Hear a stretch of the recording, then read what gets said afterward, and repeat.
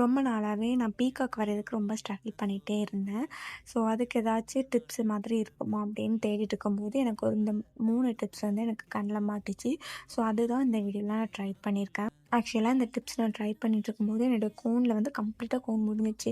இருந்தாலும் நான் அத வச்சு தான் பண்ணிட்டு இருந்தேன். ஸோ, அதனால எனக்கு ஃப்ளோ வந்து சரியா வரல.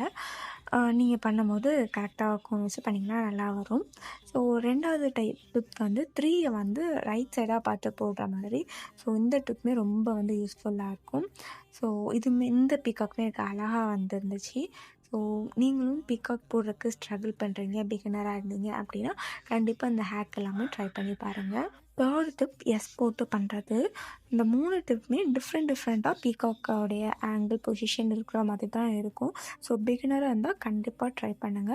ஈஸியாவும் இருக்கும். டக்குன்னு வந்து நீங்க பழகிரலாம். பட் என்ன மாதிரி இந்த லாஸ்ட்டா முடிஞ்ச கோன் வச்சுலாம் பண்ணாதீங்க. ஸோ, நல்ல ஒரு ஃப்ளோல கோன் வச்சு நீங்க ட்ரை பண்ணிங்கன்னா கண்டிப்பா நல்லாவே வரும்.